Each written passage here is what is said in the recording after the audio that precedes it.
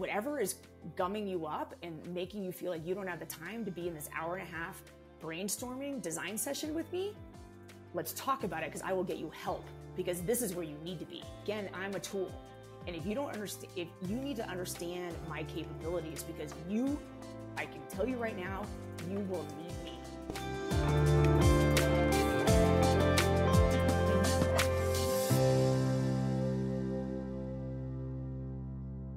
Welcome back to Stepwise, a series of juicy conversations with exceptional leaders about their journeys and their wisdom.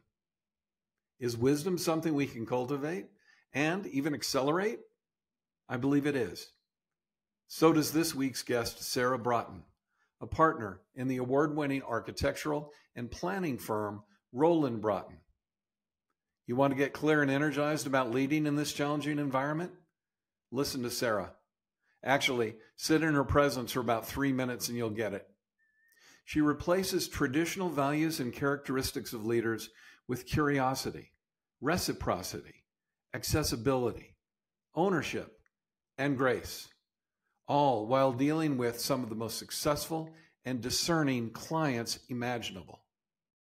In the interview, I provide more of Sarah's background and accomplishments, so I'll pause here and get right to it. Welcome, Sarah Broughton, to Stepwise. Sarah was identified by a very dear friend, a leadership mentor to me, somebody that I've worked together for 30 plus years.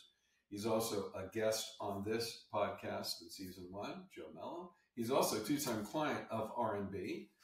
And he said that Sarah has an important voice and I should get her thinking in practices in how to lead a remote workforce, including how to create and sustain culture when you're not in an office, not an easy thing to do, how to collaborate and ideate remotely, how to motivate, manage productivity, etc.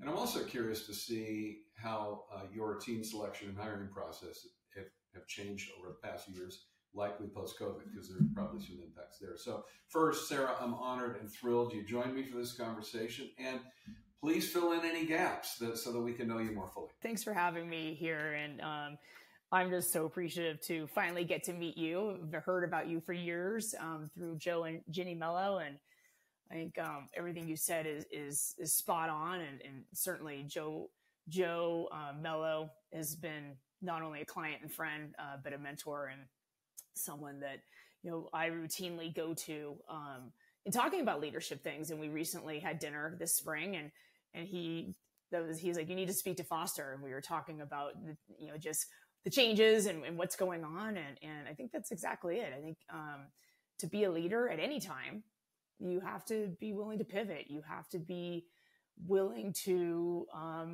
be educated. You have to listen. You have to really be perceptive. And I don't think that those skills have ever changed. Maybe how you're doing it, you have to be a little bit more purposeful with it because you're not all together. So that takes a little bit more thought, maybe, than instead of the chance, walking by and observing something. So I would say that's something that I'm super focused on, is how to stay connected and how to you use different senses of mine to really tap into my perception. Excellent. And we can talk, I'd love to unpack all of them because we can talk about whether those leadership skills have always existed, which I do agree. I think they have. It's just that these days of acuity, intensity, challenge and change in the environment calls them out more clearly, I think. In the past, my experience is a lot of kind of average leaders can get away with being more on the management side. Let's proceduralize stuff. Let's get the right processes in place. And I don't have to be quite as present. I don't think that's an option anymore. I really don't, not for that. So as you lead the workforce today, amidst this meta environment of turbulence, what factors are most affecting the team members you're seeing? And how do you experience any if any of those impacts? Yes. And. Yeah. I mean, everything. I was just jotting down some notes. I went to, I was in Washington, D.C. in February at a leadership conference with AIA. And that's been an organization that I've really been able to give a lot to and be able to get a lot from. And so I really am appreciative of my relationships within that organization. One of the speakers was talking about trust and the statistics on trust these days. And, you know, people don't trust the government. People don't trust media. They trust business, actually. Yeah. So when you were talking about that, it reminded me of that conversation. And so it puts even more, I think, emphasis on when you're in a leadership position in a business, you have a responsibility to be trustworthy. And so what does that mean? Right. Yeah. And that's something, you know, to me, I try to coach trust. And what does that look like for you? How do you coach trust? Keeping your word. I think that's a foundation of trust. Do what you say you're going to do when you're going to do it. And if you can't do it, just communicate. It's really that simple. And so I think what we're experiencing is a lot of the new workforce coming in hasn't been taught some of these principles. Sure. So we have Gen X through Gen Z, right? So we're really 3 generations. I'll talk about trust in terms of generations, because I think it's really fascinating. And I actually have a deck that we put together based on another leadership conference that I went to about generational differences. And I came back and presented it to our team. And I think it's really important to understand that. And I said that to someone recently, like the last couple of weeks. I said, you have to understand that I'm 50 years old. Failure was never a word in my vocabulary. I never even have heard that word. Yeah. You just try things. And my generation didn't need permission. It was a different generation. We could open the door and run because it was a different world and it was safer. And it was, there was a lot of factors to how we grew up. Right. And so please understand that when we're working together, you have permission. That is inherent in our working relationship. So I think it's being deliberate, like I just mentioned, in those conversations and recognizing that. And that comes back to perception, right? But also I think it's really important, just because I didn't grow up that way and I don't need permission doesn't mean that you don't need to give permission. And I don't think that that's fair, right? I think you have to understand who your audience is and who you're trying to get the most from. I'm reading a book right now, Adam Grant, Hidden Potential. I don't know if you've ever read the book. It is, I'm actually listening to it while I'm cycling, and it is awesome. So what's interesting, and I still think I'm like 30, right? In my mind. I really By the way, that won't change. Yeah, I really don't see myself as like that person, right? But I am that person. So I have to fill those shoes at times, right? Like all the time. So what I'm realizing is there's such a big gap right now between me and the 22-year-old in our studio. Yeah. Right? So you have to fill that gap, but at least my leadership style is I'm not filling that through friendship at all. We're not friends. We have a working relationship. And what I'm really trying to instill in our team is what is my strength to you? Here's what I can do for you. Right? Life is about having your toolbox, right? And like knowing what tool to pull out when. So first, it's being very deliberate and conscious about telling people, because we're not working together. We're not together. Here are my assets. Right? Fabulous. And so this is what I can do for you. And here's when to pull me in. And really doing kind of anecdotal things, right? And go, this is an example. And we say this all the time. When someone comes to us, they're not hiring one person. They're hiring a 50-person firm. They're hiring 500 years of experience. So don't go at it alone. That's right? There is no why, it's a we. And know when to pull in the perspective and the experience. Because it's even more critical in today's world. Yeah. And so how do you do that when you're remote? Right? Yeah. So I find myself, a trigger for me, I'm going to be honest, is when I see something, when I'm like, if that had only been brought to me, that would not have happened. Yeah. And that's not And so I think there's a big difference between that, because I think it's important. People need to experiment. They need the ability to have a long rope and try stuff, but when you get to a certain level, which we are, our firm's 21 years old, your clients don't want a long rope from your people. Right. They don't want, you know what I mean? And so it's really balancing that, right? And giving people that latitude to try and to learn. And I find that the rope is taking on a different characteristic when you're not together, right? And I don't even know what that is. When you're together and you're sitting like John and I are right now, you can overhear a conversation and you can easily interject and go, gosh, you know what? I would treat that differently this time. Yeah. Next time I overheard this. Okay, come over here. I want to give you some coaching, which I love the Adam Grant thing. Coaching, not feedback. I actually loved that. Yeah. I really have adopted that. It's taking more time. It's exhausting, to be honest with you. And we just did a wellness survey, right? We do a couple a year, and we just did a wellness survey, and one of the feedbacks we got is people want more like team gathering events. And of course we'll do that. It's just ironic, right? Because it's ironic because it's like, I look back, again, we were just in Washington, D.C.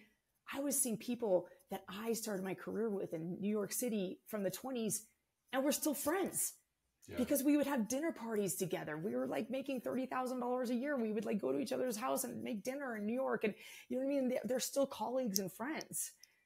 And we were not relying on our office to be creating that. Right. I mean, we were working together. Yeah. Right.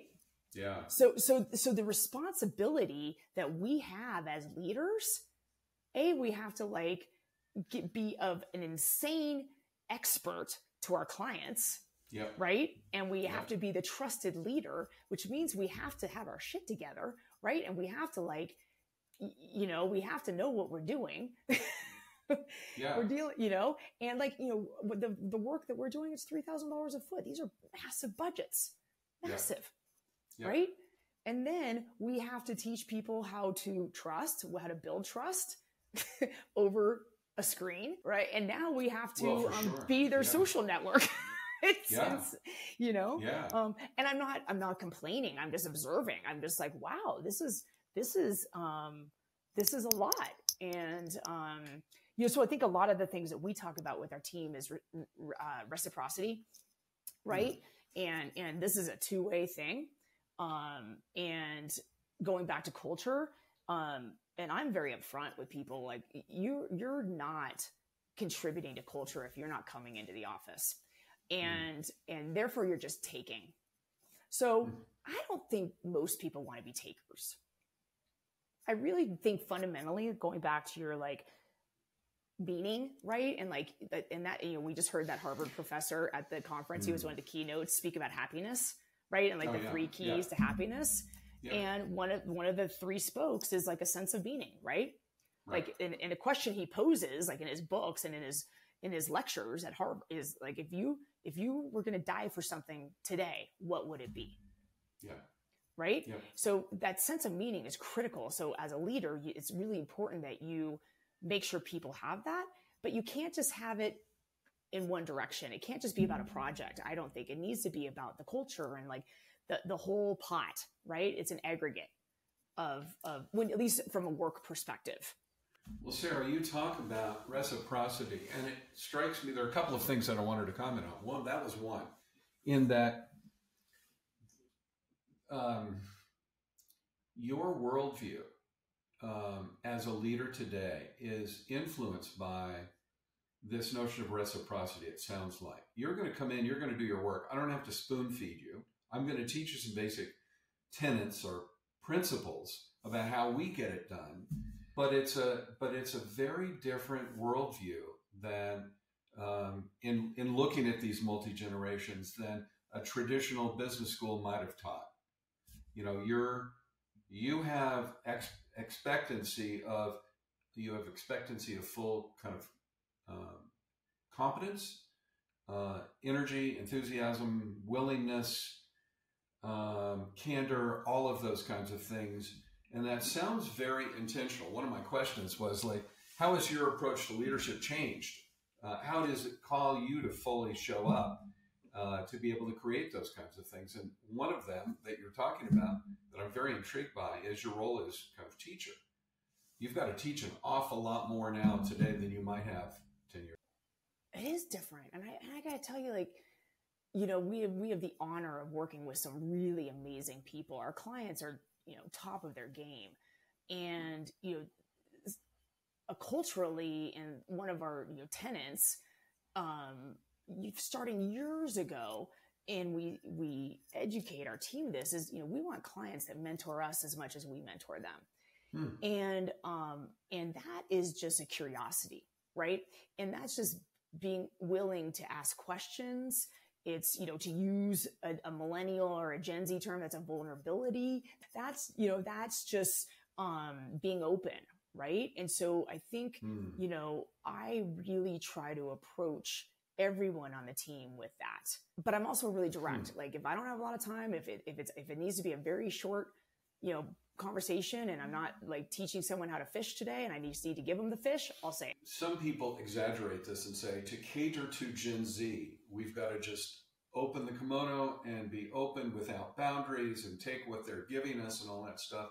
And there are times you're still setting boundaries that said, look, I have to give you a fish today. This is what, this is why, and doesn't take up the rest of the responsibilities that you have, but we're short of time. This is the way it's got to go. Yeah. And also in that pretense being like, I'm not different than our clients. So practice on me. When you're approaching me, be succinct. like, get to the point and edit it, and I'm going to help you edit. I had one of our, emerging professionals in her 20s, you know, I was working with her the other day, and she asked about, you know, like responding to emails at night or to a client or on the weekend or whatever. And I was like, always. And you know, it was a teaching moment. I was like, okay, let's talk about this. I was like, you know, here's how I approach it. If I'm, you know, oftentimes I'm able to work at night or on the weekend, I will hold a lot of emails that are not critical, you know, like internal emails. I'll hold them to go out Monday morning. I don't want to be flooding people's inbox on a weekend. I think that's, you know, I know better than that. Right. Yeah. But to a client, that's a different story. And, you know, but it's hard. These are subtleties. And so how do you teach that when you're not, that was an in-person conversation. Thank God, because I don't know if I would have had the opportunity to coach that via this. And she's someone that we actually tapped and said, you need to be coming in the studio more. You're brand new. You're right out of school. So I'll go to our HR person and I'll be like, you got to get them in. I think the other thing that I have seen routinely with new leaders, and even though I think I'm, you know, 25 or 30, I guess I'm not a new leader. I'm a mid-career leader, is accessibility. And that has been something that from day one, I was coached that. And I even have like 10 leadership, like just to-dos, like things that you do on my bulletin board. And number one is be accessible. I see younger leaders stumble with that. And I think it's like this like fine line of, well, I want to give people, I had to have this conversation with a young leader in our firm this week, you know, she's new. She's only been with us, you know, and she's in Denver, right? I'm mainly in Aspen. So we don't get a lot of time together. We were having a design meeting the morning after a client meeting. This was on Wednesday. And she was having two people run with it without her. She's the project manager. And I was like, get on the phone, get in this meeting. And she was like, you know, I talked to her after because I could tell she was kind of like, you know, I was frustrating her, right? So I addressed it. I was like, I don't want to frustrate you like at all, but here's my why. Like, you are learning me right now and I am learning you. Like we need time together. So don't whatever is gumming you up and making you feel like you don't have the time to be in this hour and a half brainstorming design session with me, let's talk about it because I will get you help because this is where you need to be. Again, I'm a tool. And if you don't understand, if you need to understand my capabilities because I can tell you right now, you will need me. Like 100%, you will need me. So the sooner you figure out how to tap into me and where to use me, the better you will be. And I mean And that her and I mean responsibility. that super humbly. I mean that really For humbly. sure. So Sarah, this is so cool. So first, how do you find the kind of people that are going to work in this kind of environment and be independent and use you as a resource, but not as a crutch? You know, all Right. that stuff. Yeah.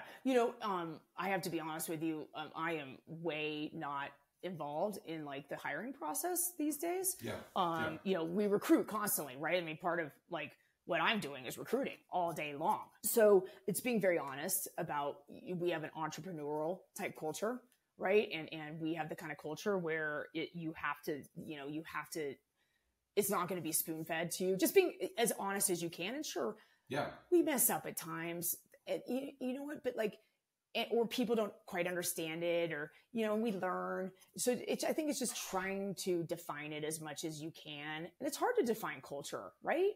Culture is just kind of being, it's just kind of there. And it's funny, over the years, we've asked clients like, why'd you hire us? And 9 times out of 10, they're like, there's an energy when we walk in your office that we feel. But you're super clear about that. You're super clear on who you are, and you're out loud about that. And I find that just incredibly powerful. Like, this is the way it is, and I'm not going to cater. I'm not going to spoon feed. I will be honest. I made someone cry this week. They couldn't handle it. As a leader, I can't get hung up on that. I mean, I may have gotten hung up on that 15 years ago, but I can't. Right. Like, again, that's her hang up. Like because my interaction was very direct. It was about how you build trust is keeping your word. I literally was that direct, and we did not keep our word. Yeah. So we had erosion of trust. This is fabulous. This really is fabulous. Again, the premise of this book is how you manage competing workforce demands and needs for performance of an organization, which are getting even more intense and acute all the time. They're getting acute. And what we are very honest with our team. It's like, we're 21 years in, we have a target on our back. Like people, we're not like the emerging firm anymore. But we're also not the 50-year firm. We're in that teenage, we got acne on our face. You know what I mean? We still have a lot to prove. Competition to like me and John is healthy. Like, we don't feel at all intimidated by that. We're like, bring it on, you know? Yeah. We'll do it in a respectable way, and we're sharers. Sure. I was sitting next to this guy who just started his firm. He's like, do you have any advice? I said, find sharers. Find your people, find your board, right? And so find your colleagues that are willing to share. I go, there's a lot out there that are not. And so just brush them aside. And just target the ones that are going to share and that you can call and talk shop. I was going to ask you what your superpower is. What's your superpower for leading? And I would speculate some part of it is your ability to just be out loud with what you believe, to be unapologetic and unequivocal and that kind of stuff. But there's something more about this curiosity thing. You're open. You want to learn all that kind of stuff. So that I don't answer that question, what is your superpower? I would say it's that. I would say it's I'm super present. To a detriment sometimes. I mean, I know it's like my yin and my yang. So like, I'm often running a few minutes late to meetings because I am so into this that I'm not thinking about that. Yeah. And so I got to tell you, the people who manage me really well in the firm understand that about me, and they manage my time. Have you read Stillness is the Key by Ryan Holiday? No, I'll write that down. Oh my God, Sarah. Really? In fact, in my second reading, Joe's read it. It's very powerful. The chapter I read this morning is on presence. And Really? It said, how can we think that we could be our best when we're not fully present? How could an artist, in fact, we all need to be more like artists who see how a stranger holds their fork, who sees the flight of a bird completely. How could we think we could have a great relationship because we're not fully present in it, that we could kind of dial it in? Fabulous, really good stuff. I wrote that down, and I wholeheartedly believe in that. I have Rick Rubin's book on my nightstand, and I just love picking up and reading a chapter about that. And just, and I also will say that to people. I think I think we've gotten so meeting heavy, right? And we think we need to be in meetings all day to be productive and busy. And I'll tell people all the time, because I do it. I cancel meetings left and right. I'm like, you know what? I got to focus on this. Or like, and I love Rick Rubin has a chapter just about like, when you are in a creative flow, go with it. You know, so like for me, I'm constantly listening to I listen to like How I Built This all the time, Business of Architect. I'm listening to other entrepreneurs. I'm listening to other business people, not like, you know, to get tactical tips. It's just more just kind of like what they're thinking. And, you know, and so, you know, we seek out people like that, you know, the people that we're with are pushing us. You know, not because we're trying to like climb anything. It's just like, we like to be pushed, and we recognize that not everyone on our team has that access or even wants that. So like our job is to push people. Absolutely. We're like the pusher man. We're like the pusher man. Well, of course, the pusher man. Stay on that point, because one of the questions I always love to ask is, what's inspiring you today? What are you reading? What are you listening to? So How I Built This is a very cool podcast for those people that don't know. What else are you listening to or reading? You know, I'm always in between kind of a leadership book, because I really believe in that. I read Inc.com pretty much every morning, the little snippet. They're really good. I forward those along to people. I think you can always, and I'm sharing those a lot with kind of like, you know, people with like 7 years of experience, 10 years. I've asked everyone to join it. But I'm reading a really interesting book that my 90-year-old father gave me. And the name of the book is When God Interrupts. And nature's my sanctuary, right? And classical music. We live across from a music tent. We go every Sunday and, you know, listen to a symphony orchestra. And that's kind of part of our religion. And it's written by a Presbyterian minister. And he talks a lot about grace. You know, the premise of the book is don't be so planned, right? Like you do not know where this world is going to take you. And he talks a lot about some people that he's seen through his ministry, including himself, that went through, you know, very, very serious cancer, praying for healing, praying for guidance, praying for whatever. And through the act of prayer, when they finally felt true grace, it's when they weren't asking for something. The concept of grace comes up to me a lot. And these days, it's a lot around self-grace. It is about granting one the permission to be fallible, to fail, to learn, to not have it all together, to have a bad day. Because making that stuff up, pretending to those around us, doesn't build trust, as you talked about. But you know, Sarah, you're a learner, you're a teacher, you're curious, but you've got incredibly high standards as well. It's a wonderful kind of blend. What's the leadership lesson that you understand now that you wish the younger Sarah knew earlier in her career? Probably grace, to be honest with you. And what would that have looked like?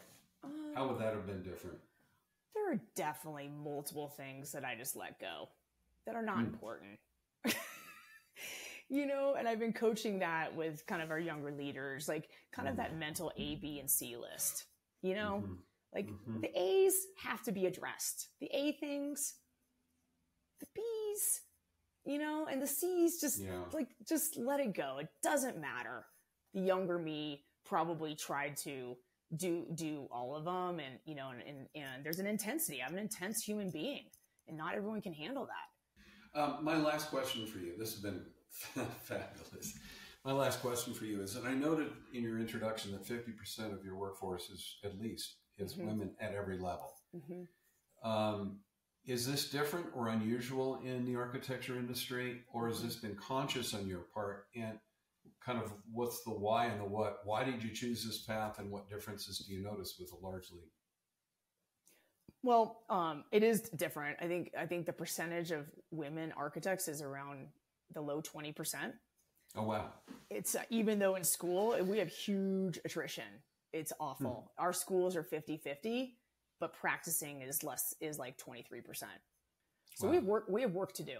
Having a woman leader, you know, one of the co-founders, certainly people, you know, flock to that because they want to, you know, representation is really important. So I think that there's, you know, that aspect to it, and we're very equal. We're very, and it's evident and obvious. There is no leaning in one direction. And our designs, it's really cool. John and I interviewed with a potential client on Sunday, and they're interviewing 2 other firms, that we really are esteemed colleagues, right? That we really look up to, that are amazing. And their feedback was really cool. They were like, your work compared to their work is very masculine. And and you kind of look at it, you can see what they're talking about. It's a lot of, hard materials and metal. And so I think that the gender equality that we have in the firm really translates to our work.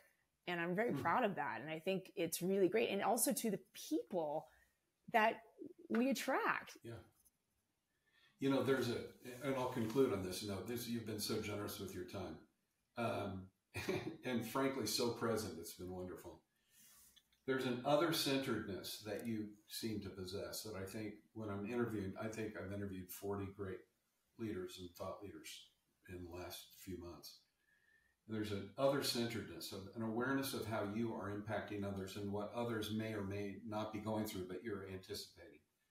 But there's also a self-centeredness that, and I don't mean that in a bad way at all, that you know yourself, you know your triggers, you know what fires you up. You are aware in the moment. So it's this, I'm experiencing in you this beautiful blend of these two. I'm aware enough of myself so that I can be attentive to others. I'm graceful enough with myself that I can show grace to others. It's really fabulous. Thank you. I appreciate that. It's a journey.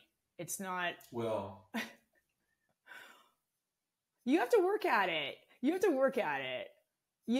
so great. So we're working with one of the top CEOs, right? One of the top, companies in the world.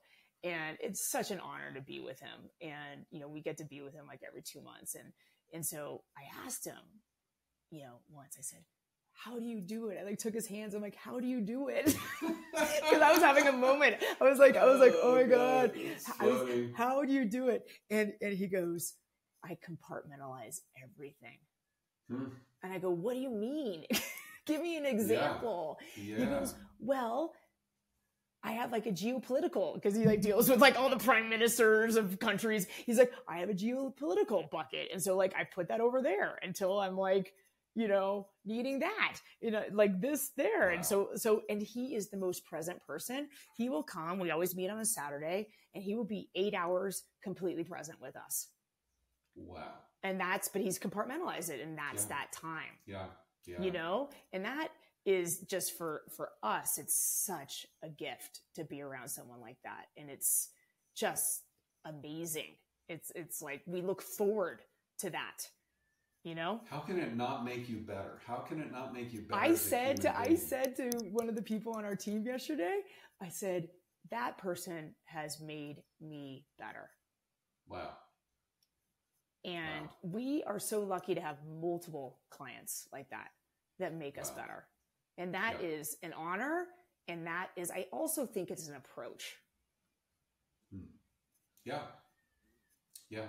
And to me, the ultimate definition of a leader is somebody that makes me better, makes me more capable. Yeah. Fabulous. It may be hard at times, maybe you might be, it's not for the faint of heart. It's not for the faint of heart. I said we're getting private, one-on-one leadership coaching for one of our principals. And I said, when I went through that and I was just in tears, I was like, I feel so lonely. So you're like, wow, I really can't talk to these people about the things I'm thinking about. And luckily John and I are together, but we're in a marriage. We don't want to talk about it all the time. We honestly, the best thing we ever did was hire an HR person.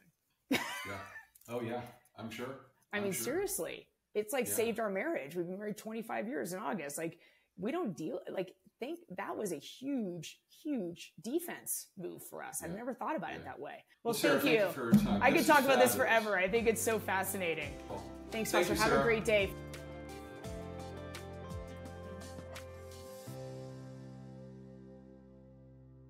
Wasn't that a great conversation with an inspired leader? I hope you enjoyed it and learned as much as I did. And Lest you think that leading today is just about catering to the whims of other generations, people like me don't fully understand nor fully value. Sarah is testimony to a leader who creates exceptionally high performance to distinctively sophisticated clients who are paying $3,000 a square foot on a new dwelling and don't put up with even A- work, not for a second. She's direct, courageous, candid, energetic, and holds the superpower of presence. Set the table, invite cool people, magic happens. Thanks to Sarah Broughton for this incredible masterclass. Until next time, leaders, step wise. Thank you for listening to Stepwise. Stepwise is brought to you by Dr. Foster Mobley. Edited and promoted by Zetis. You can listen to more episodes wherever you stream podcasts. Find out more at fostermobleymt.com or follow us on social media at Foster Mobley. That's FOSTERMOBLEY. We look forward to having an inspiring conversation with you soon.